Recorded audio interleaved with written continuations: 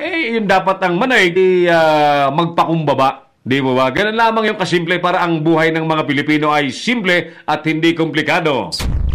Si Errol Dacames, ang Kamaong Asero. 11 minutes after 4. Overtime na tayo ng 4 minutes but we are doing this.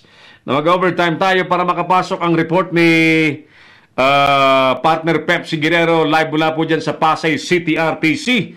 May kaugnayan po sa 61 million pesos libel suit na kino-contest naman ni Architect Palafox na hindi dapat napunta dyan sa allegedly ay hindi patas na judge. Kaya nga't nais niya pong mailipat ito at he was really wondering why they are both residents of Makati, bakit sa Pasay ipinail? Di ba ba? Ito'y itong kaibahan ngayon, ano? Yung kaso ni yung co-warrant to case versus CJ Sireno na may 5 mahistradong nais ipa-inhibit or hilinging mag-inhibit, mag-excuse, wag lang sumali dahil sinasabing mga bias. Wala na pong mapupuntahan para pagsumbungan dahil sila na mismo yung bahagi ng Supreme Court. They are the composition of the Supreme Court. Yung mga maestrado. Now, unlike dito kay Architect Palafox na naniniwalang hindi siya makakakuha ng patas na pagtrato sa hustisya kung dyan sa Pasay City RTC niyan, specifically sa judge na hindi ko lang nakuha yung pangalan, ang ating kaibigang Architect Palafox can elevate this issue to the Court of Appeals and even up to the Supreme Court para pag napatunayan at nakita nga ng korte, higher courts, na kailangan mag-inhibit yung judge na sinasabing dapat maging patas pero hindi nagiging patas, uutusan niya ng higher court para mag-inhibit. Ayan, because there's still a higher court above that RTC.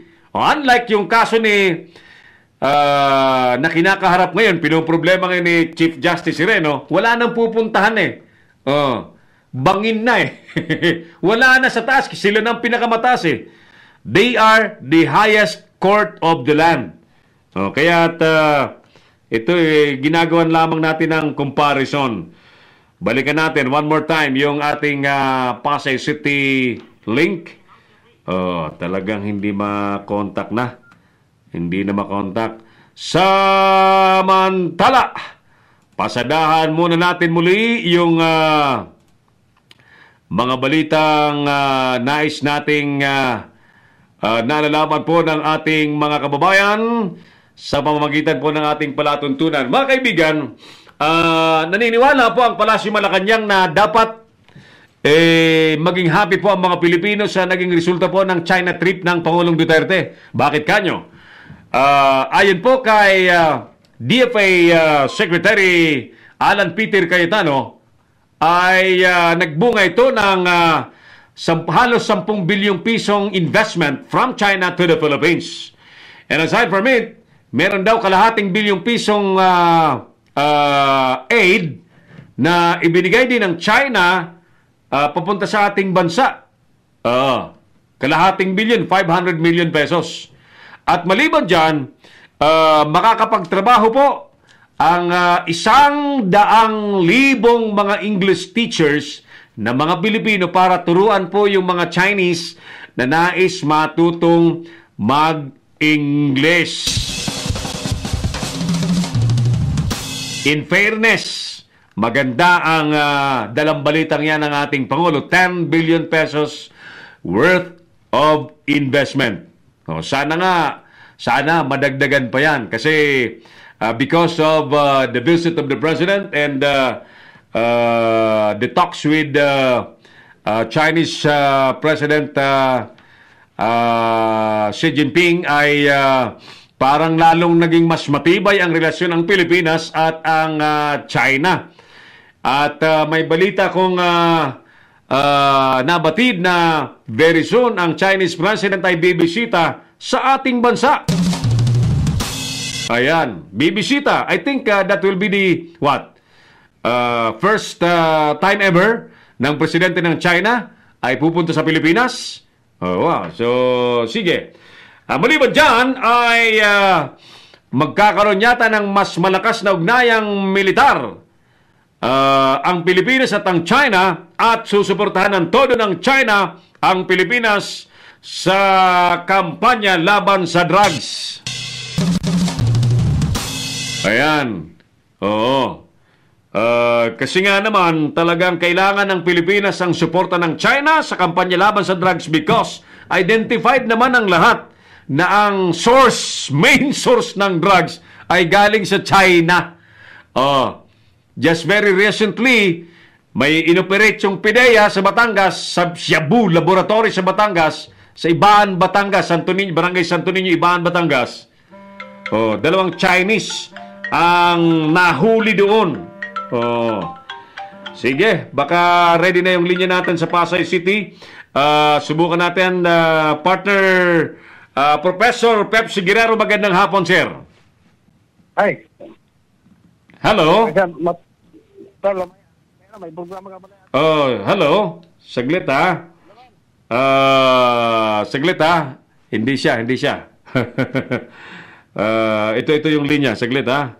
Saglit. One more time. Okay. Hindi tayo makalusot talaga. Ituloy na natin muna yung mga magagandang balitang dapat nababatid ng mga Pilipino. Yung issue po na, teka muna, may perang ipinangako ang China, investment 10 billion pesos. May foreign aid na 500 million pesos. May trabaho para sa 100,000 na mga Pinoy English teachers. Baka naman yung claim natin sa West Philippine Sea ay may sakripisyo na. Tiniyak ngayon ni Presidential Spokesman Harry Roque na hindi binibitawan ng Pilipinas ang ating claim sa West Philippine Sea kahit na buhos ang investment at ang aid ng China sa ating bansa. In fact, ang sabi nila ay hindi naman hiniling ng China na bitawan ng Pilipinas ang ating claim sa mga isla dyan sa West Philippine Sea. Patunay yan na yan ay hindi naman iniiwanan, inaabandon ng Pilipinas. Nga lang, ayon po kay DFI Secretary Alan Cayetano, kailangan hong asikasuhin din ng gobyerno ang pangangailangan ng mga mamamayan, especially sa trabaho at ibang ikakaayos pa ng buhay habang may usapang ganon. Di mo ba? Asikasuhin ang ibang pangkabuhayan. Kasi kung puros tayo pakikipag-argumento sa West Philippine Sea at tayo'y nga at kumakalamang sikmura, yan. So, iba yon. Sa mga may kontensyon na, Sir Errol, okay, para bagang sa simpleng usapan ay, yung kaaway mo, pinautang ka na ng sangkatirbang pera. Paano ka pa makikipag-usap? Wala ka ng bargaining leverage. Ito po ang sagot natin.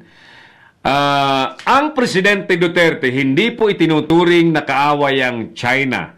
Bagkus itinuturing po itong partner sa pag-unlad na ako po ay ramdam ko rin na ang objeto at objective po ng Presidente ay talagang makatulong ang China, patulungin ng China na lalong mapaunlad ang ating ekonomiya. Lalot ngayon, maganda po ang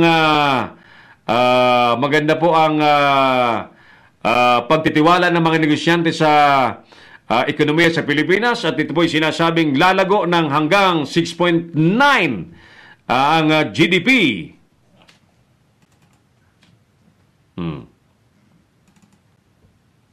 Nawala. Ba't mo binaba? Huwag mo ibababa. Okay. Ini-extend ko pa ng konti para makapasok na si partner Pep Sigirero. Again, babantayan natin itong kasong pinoproblema po ni Architect Palafox. Dalawa ang sitwasyon niya ngayon. yung libel suit, palagay ko mapapanalunan niya yan dahil matatalo ka lamang sa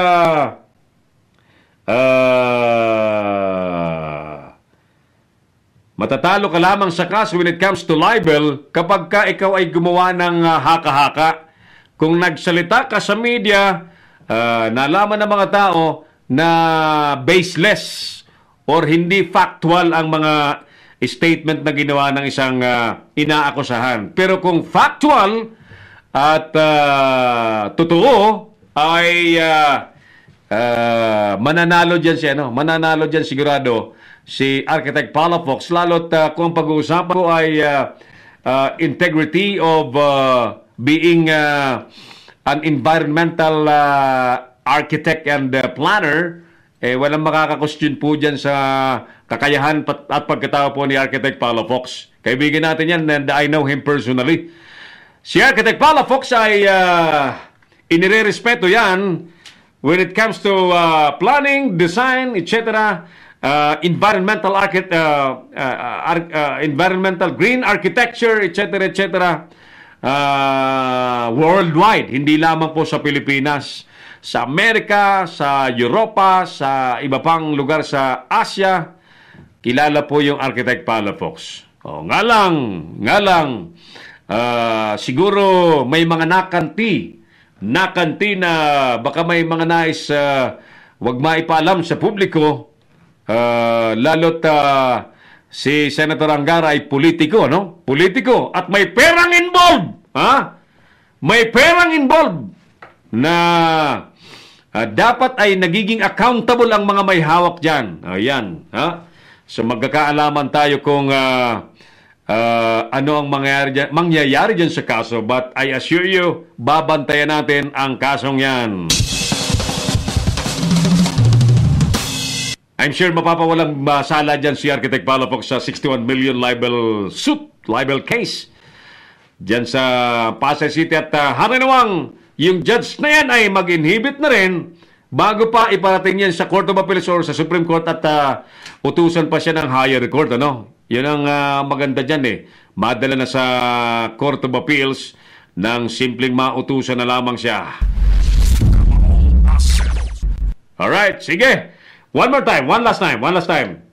Tingnan natin yung linya sa Pasay. The subscriber cannot be reached. Yun. Baka nasa loob pa sila ng korte, ano? Anyway, mga kaibigan, marami pa sana tayong pag-uusapan. Alam niyo ho, habang tayo rito, ang pinag-uusapan natin, bigas,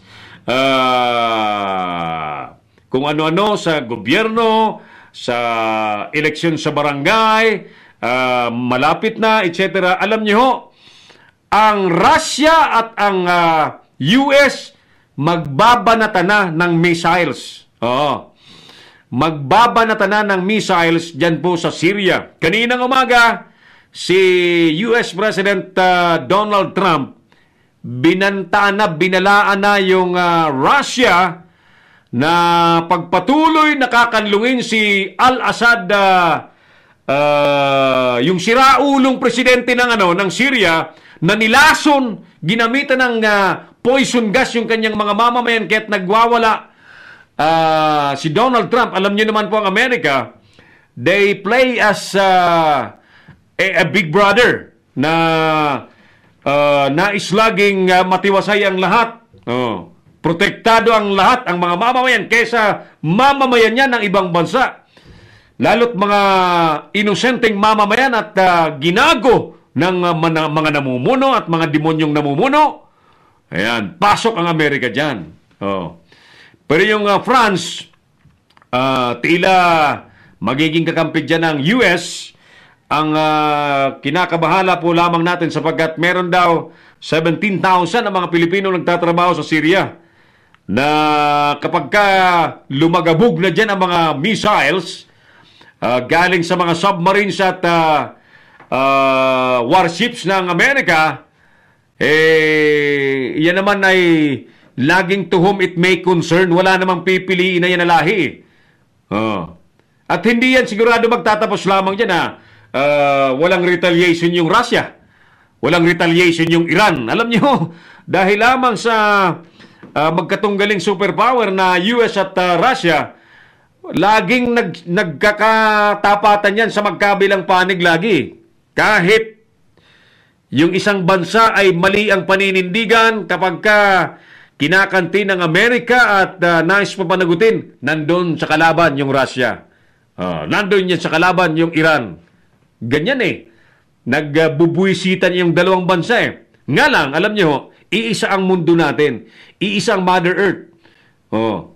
These countries are both nuclear powered countries. Ibig sabihin, sila po ay may mga tangan at may mga nakatagong nuclear bombs, mga armas nuklear, mga tinatawag nating weapon of mass destruction. Pinakamarami po ang Amerika. Sunod lamang ang Russia. Kaya lang, alam nyo, pag nauwi yan sa ganyang gyera, wala na pong mananalo dyan Wala na pong pag-uusapang talo-nalo dyan. Lusaw ang buong mundo. Pag gumamit ang isa ng nuclear bomb, Diyos ko po. Kahit hindi pa ho kayo nakakita ng impyerno, ganun ang magiging hitsura ho ng buong mundo na. Nag-aapoy. Wala nang mabubuhay. Kaya wala nang mananalo, walang matatalo dyan. So therefore, what is needed? Dapat mag-tone down ang lahat. Kasi ang mga bantay sa tweet yan, sa tweet, sa statement, sa pahayag, sa speech, mga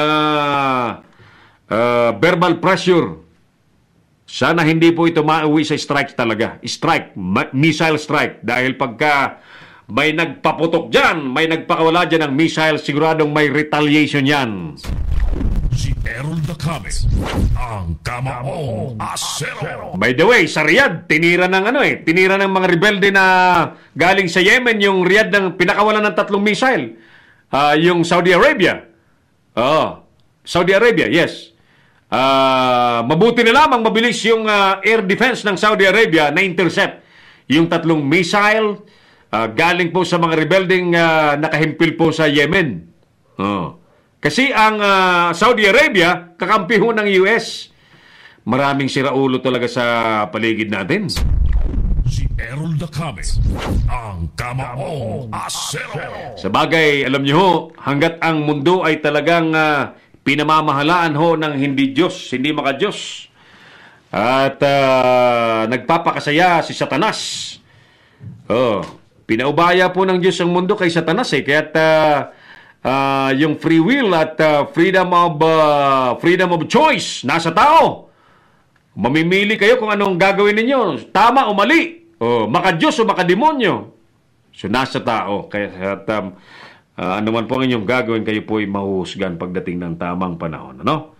Okay, sige. Wala na tayong oras siguro. Parang palagay ko hindi tayo makalulusot sa baka nasa loob pa ng courts yung ating mga kaibigan. Architect Palafox, siguro bukas. Unahin natin sila sa ating palatuntunan bukas. Sige. Kaibigan, sa pangalan po ng ating mga kasamang tagapaggulat, galing po sa iba't ibang lugar. Live mula po sa Tacloban City, si partner Hil Tamayo.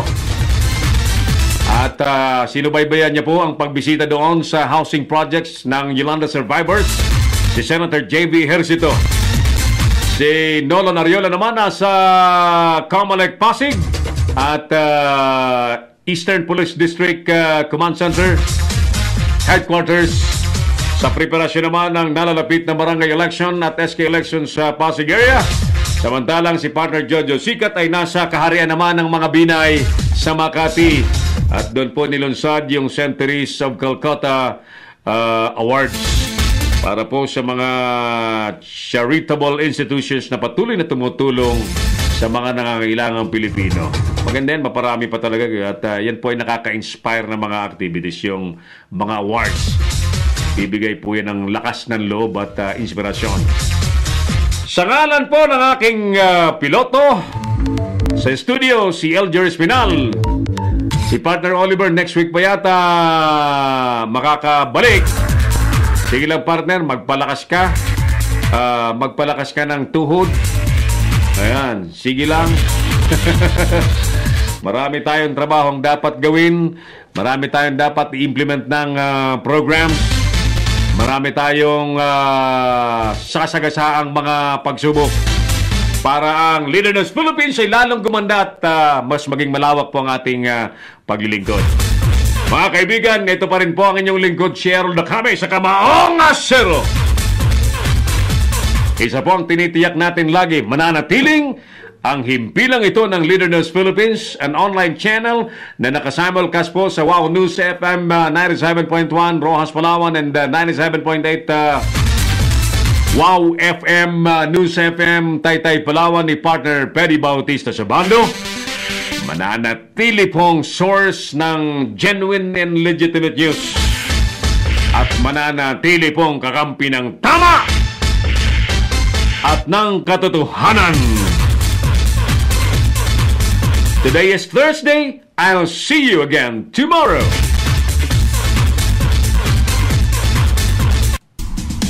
Inyong napanood ang mga batas na batas ni Errol Dacame sa Kamaong Asero.